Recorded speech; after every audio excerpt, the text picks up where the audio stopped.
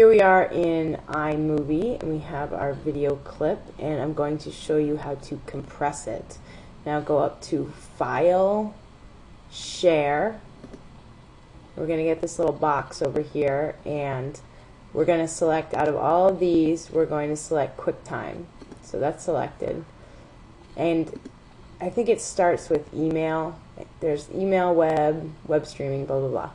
You want to go to Expert Settings, because we're going to set it the way we want it. And we're going to click Share.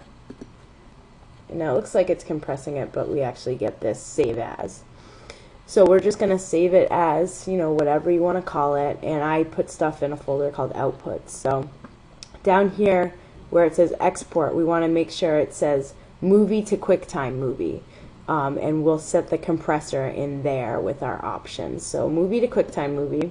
And right now I think it's on default settings, but we're going to change those default settings with options. So click Options, and we get these movie settings up here.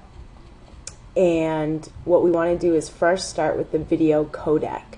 So the video settings, we click Video Settings, and right now we're at the H.264.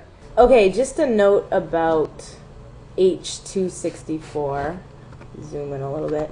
This codec is for QuickTime 7 only. So if you don't have QuickTime 7, like in Windows, there's no QuickTime 7 for Windows yet, you should not use this because a lot of people can't watch it. So the best codec for us to use right now is MPEG-4 video.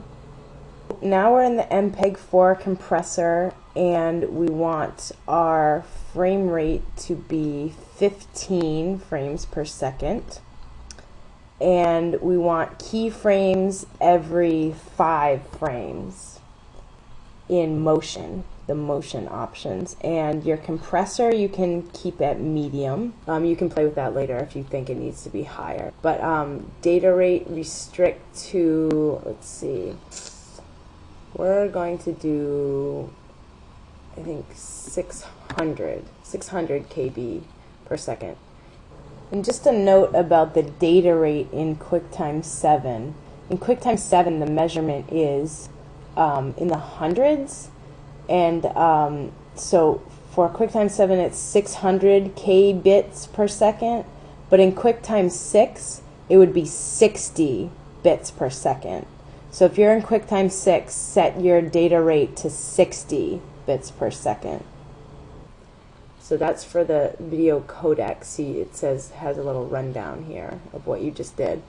Next, you don't touch filter, but you want to change the size to a custom size, which is about half the size of what a video is. So it's 320 by 240. Press OK. For sound settings, we're going to click on this little button, Settings, and make sure the format is at AAC, and we're going to choose mono, and the rate is going to be 24, and click on Show Advanced Settings here, and we'll keep it at constant bit rate. And the target bit rate is going to be 32. And I don't know what this means. Bit rate, yeah, we'll keep that. And quality is going to be better, so we'll just keep it there.